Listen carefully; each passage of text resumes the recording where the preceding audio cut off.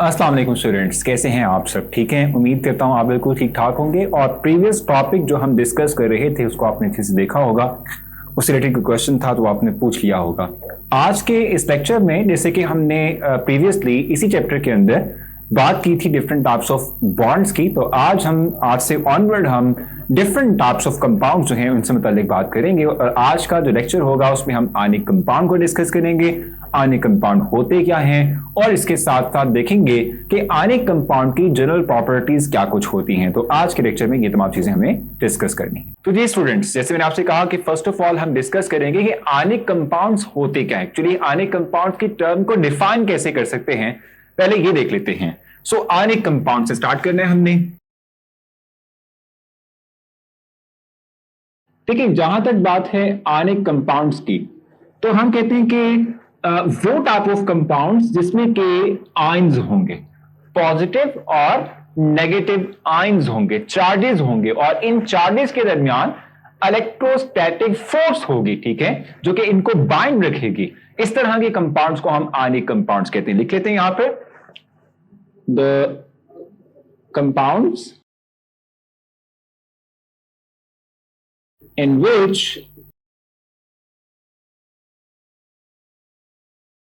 which positive and negative ions are present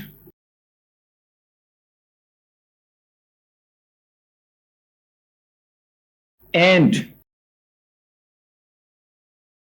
there exists electrostatic force.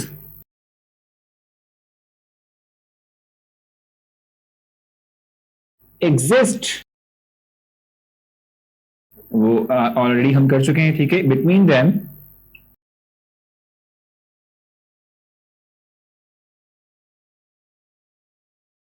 ठीक हो गया, यानी कि वो कंपाउंड जो कि बेसिकली पॉजिटिव और नेगेटिव आयंस कैरी कर रहा होगा, और इन आयंस के दरमियान इलेक्ट्रोस्टैटिक फोर्स होगी, जिसको हम पहले भी बात कर चुके हैं। It is basically ionic bond, ठीक है।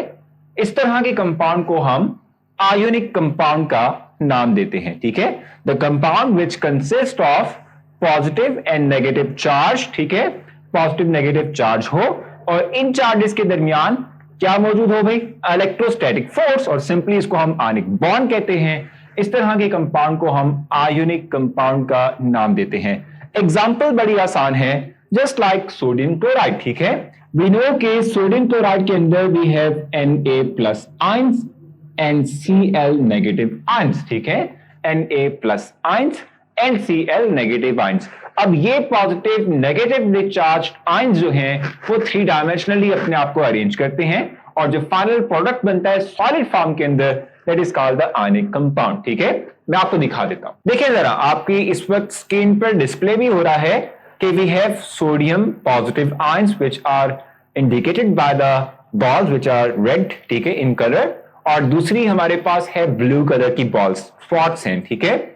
आप देख रहे हैं कि 3 डायमेंशनली ये रेड और ब्लू जो हमारे स्पॉट्स हैं वो अपने आप को अरेंज किए हुए हैं, ठीक है, और इनके दरमियान बेसिक तौर पे इलेक्ट्रोस्टैटिक फोर्स है, यानी कि आयनिक बॉन्ड मौजूद है, और किस तरह से स्प्रेड किया हुआ है इन चार्जेस ने 3 डायमेंशनली अपने आप को। फाइनल शेप जो हमारे पास इस वक्त दिख रही है, दैट इज आयनिक कंपाउंड। ये आयनिक कंपाउंड कहलाता है। बड़ी सिंपल सी एग्जांपल जो मैंने आपके साथ शेयर की, ठीक है। तो आयनिक कंपाउंड की हमें समझ आ चुकी है। अब हम चलेंगे टुवर्ड्स द प्रॉपर्टीज और देखेंगे कि प्रॉपर्टीज क्या कुछ हैं, आयनिक कंपाउंड जो हैं उनकी क्या कुछ खसूसियात हैं, वो हमने डिस्कस करनी। और पहली 2 प्रॉपर्टी जो है उसके लिए मुझे हेल्प चाहिए होगी इस डायग्राम की, सो मैं इसको यहीं रखूंगा और आप लोगों को ले चलूंगा टुवर्ड्स प्रॉपर्टीज, ठीक है। हम प्रॉपर्टीज की बात करेंगे 1 बाय 1, ठीक है जी। सो पहली 2 प्रॉपर्टीज मैं आपके लिए लिखूंगा, यहां पर डिस्कस करूंगा। पहली प्रॉपर्टी तो यह है कि जो हमारे पास आयनिक कंपाउंड्स होते हैं they mostly exist in solid form, उसकी रीजन, और जो दूसरा पॉइंट है they have high melting and boiling point. इन दोनों की रीजन इकट्ठी आप लोगों को समझाऊंगा, ठीक है। पहला पॉइंट लिख लेते हैं, first point,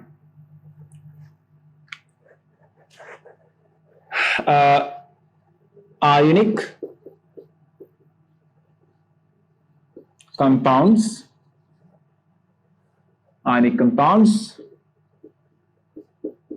mostly exist in solid form. पहला पॉइंट, ठीक है, इसको हम एक्सप्लेन करेंगे। और जो दूसरा पॉइंट हमारे पास है, प्रॉपर्टीज में ही आता है, दे हैव हाई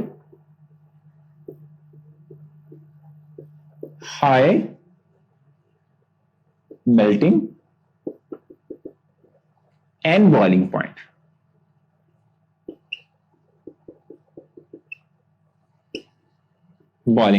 ठीक है। एग्जाम्पल भी दी हुई है, NaCl, ठीक है। ये NaCl बेसिक तौर पे क्या है, एग्जाम्पल है। NaCl क्या है, एग्जाम्पल है। किसकी एग्जाम्पल है? NaCl एग्जाम्पल है किसकी? हम इस आयनिक कंपाउंड की एग्जाम्पल ले सकते हैं। इसका मेल्टिंग पॉइंट जो है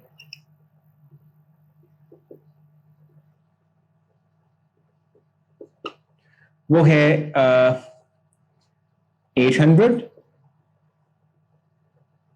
और इसका बॉइलिंग पॉइंट जो है वो है 13 डिग्री सेंटीग्रेड। सो आप देख सकते हैं कि काफी हाई मेल्टिंग एंड काफी हाई बॉइलिंग पॉइंट है। इन दो पॉइंट्स को समझाता हूं आप लोगों को, इसकी रीजन मैं आप लोगों को बता देता हूं, ठीक है।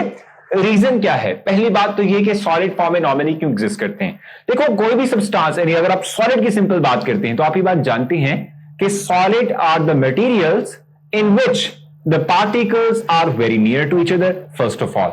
सेकेंड ये कि द पार्टिकल्स यानी मॉलिक्यूल्स और the ions will have stronger attractive forces for each other, ठीक है। और चूंकि आप इस वक्त बात कर रहे हैं आयनिक कंपाउंड की, तो इसमें वैसे भी आप जानते हैं कि आयंस होते हैं, जिस तरह आप देख भी रहे हैं इस पर, ठीक है। आयंस हैं, पॉजिटिव नेगेटिव चार्ज है, और जब पॉजिटिव नेगेटिव चार्ज हो तो ये एक दूसरे के साथ बहुत strong type of attractive forces रखते हैं। Ionic bond is very much stronger even covalent bond, ठीक है।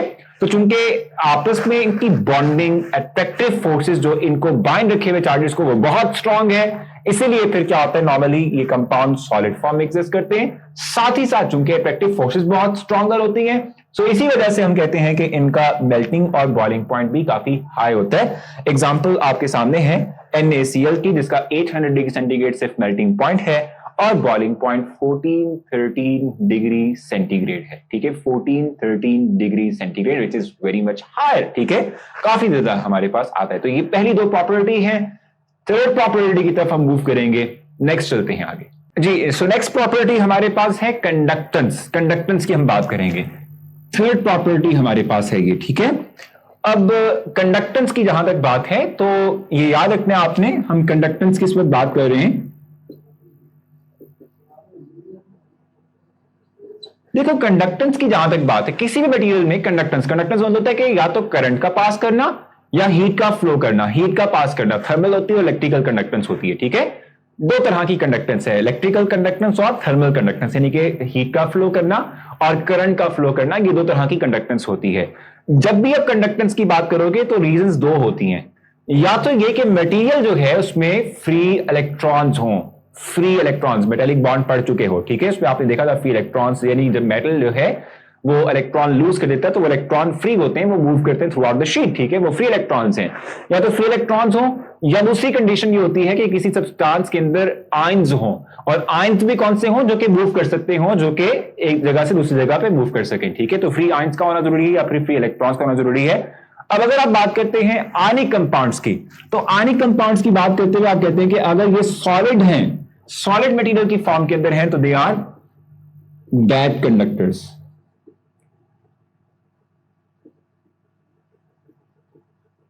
ठीक है।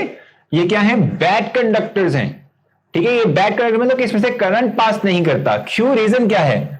सॉलिड फॉर्म के अंदर आप जानते हैं कि जो पार्टिकल्स होते हैं, चाहे वो एटम हो या आयंस हो या मॉलिक्यूल्स हो, वो अपनी फिक्स पोजीशन पर जुड़े रहते हैं और to and fro motion show करते हैं, वहां से हिल नहीं सकते, वहां से जा नहीं सकते आगे, ठीक है।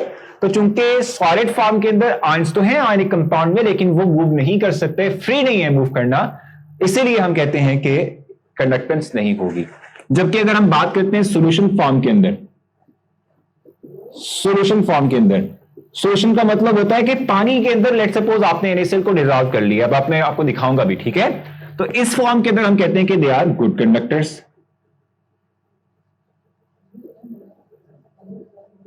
ठीक है, गुड कंडक्टर्स होते हैं। रीजन क्या है? क्योंकि जब आप सॉल्यूशन बना लेते हैं पानी में NaCl या कोई भी जो आपका सॉल्ट है इसको डिसॉल्व कर लेते हैं, तो डिसॉल्व होने से क्या होता है कि जो चार्जेस हैं they will spread inside water and they can be move around. वो जो मूव कर सकते हैं तो फिर क्या होगा, कंडक्टेंस करवा सकते हैं, करंट फ्लो करवा सकते हैं, हीट फ्लो हो सकती है। समझ आ रही है आप लोगों को? सो कंडक्टर्स आ गए। सेकेंड पॉइंट यानी लास्ट एंड फाइनल पॉइंट हमारे पास क्या होगा, वो है डिसॉल्व होना। सो कैन बी डिसॉल्व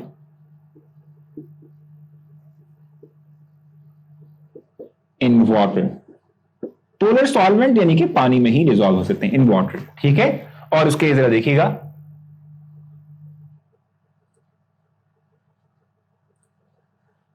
जी। सो इसमें आप देख सकते हैं कि भाई पानी के अंदर सोडियम क्लोराइड कैसे डिसॉल्व होता है। सोडियम क्लोराइड हमने लिया, वो पानी में गया और आयंस में कन्वर्ट हो गया। जैसे ही आयंस में कन्वर्ट हुआ तो इसने अट्रैक्टिव फोर्सेस डेवलप कर ली विद वाटर मॉलिक्यूल्स और इस तरीके से ये डिसॉल्व हो गया। तो ये पानी के अंदर जो सॉल्ट है वो किस तरीके से डिसॉल्व होता है, it can be dissolve inside water और any polar solvent by making ions. और जब ये आयंस में कन्वर्ट होता है तो ये आयंस जो सॉल्वेंट हमारे पास पोलर था उसके ऑपोजिट एंड्स के साथ अट्रैक्टिव फोर्सेस को डेवलप कर लेते हैं और इस तरीके से ये डिसॉल्व हो जाती है। सो इस तरह से पानी में कोई भी सॉल्ट जो है वो डिसॉल्व हो सकता है, यानी कि आयनिक कंपाउंड जो है वो इजीली डिसॉल्व हो जाएगा।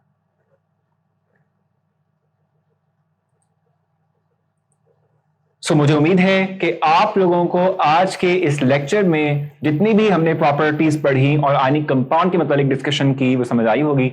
स्टिल कोई पॉइंट लूज रह गया हो, समझ ना आई हो, कोई कंफ्यूजन रह गई हो, सो मोस्ट वेलकम, आप मुझसे पूछ सकते हैं, क्वेश्चन करें, आपके क्वेश्चन का जरूर आंसर करूंगा। नेक्स्ट लेक्चर में आपसे मुलाकात होगी, तब तक के लिए